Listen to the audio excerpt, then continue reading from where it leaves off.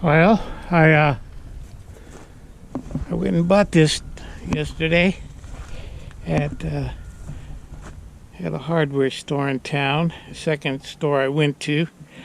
First store I went to, they had models out on the floor, and the guy couldn't answer my questions about them. It's like he didn't know what was going on, and then he got on his little radio thingy when we were out in the warehouse, and his boss couldn't answer his my questions either.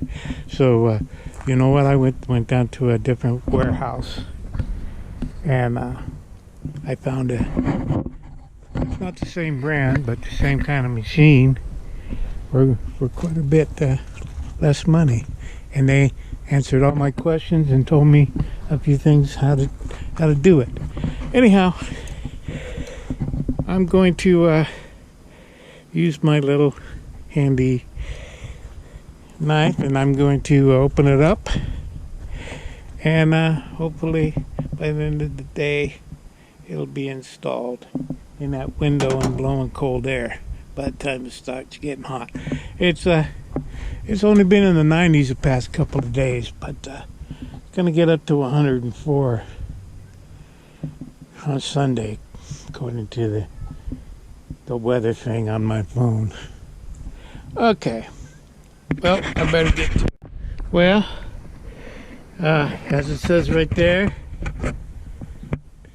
remove access screw, and inside are all the parts that they could not guarantee me were in their machines at the other hardware store, because they certainly weren't where they were supposed to be on their floor models. But the other guy that I talked to at the other hardware store, which they're both, I guess, well, I'm gonna say it.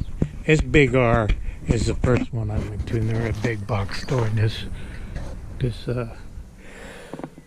area. I think they're throughout the northern Midwest, and into this part of the eastern side of the western United States.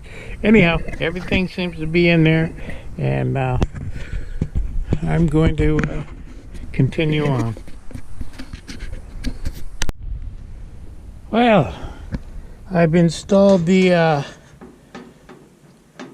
bottom legs. It's supposed to go up against the house to stabilize the bottom of the cooler.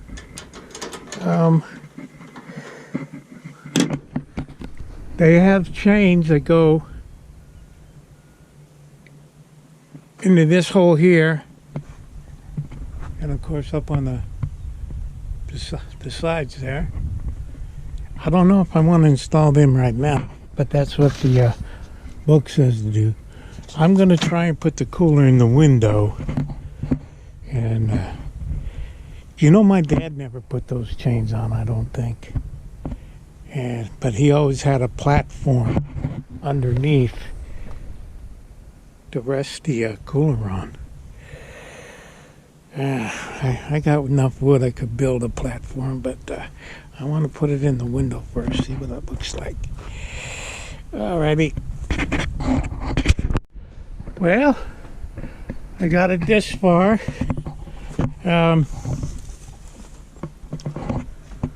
course, they didn't make it wide enough on the panels, so I'm gonna have to do something, duct tape or something. Anyhow, I didn't put the chains on, but I did put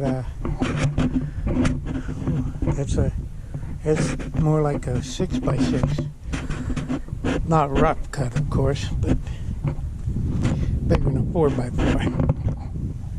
And now I'm gonna go ahead and tape that inside up, keep the dust from coming in. I got some PVC tape I'm going to use, but I might have to go get some some other kind of tape to work on that. Then after I'm doing that, I'm going to come back out here and hook up the water line, and we'll see how that goes. Well, I just had my breakfast, but before that I had taped up on these all around here on the inside. You can see the sticky tape there. I think I'm gonna maybe get some kind of panel to put on the outside and maybe put some cardboard panels on the inside. This side was a little bit lumpier. But you know what they always say, a poor craftsman with lumpy tape. Anyhow, I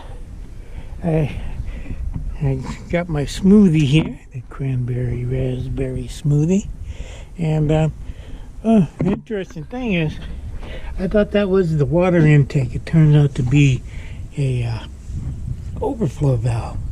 So I'm not sure where the water line's supposed to come in. Oh, probably right here. Well, okay. Well, now I'm going to put all the water line together and put it back together and see what happens.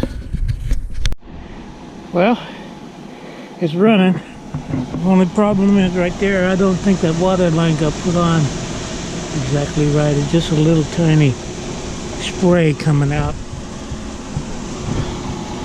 Everything else seems to be working. I'm going to fix that later. It's getting hot. I want to make sure the house goes down. See, I got all this water line, 50 feet of water line.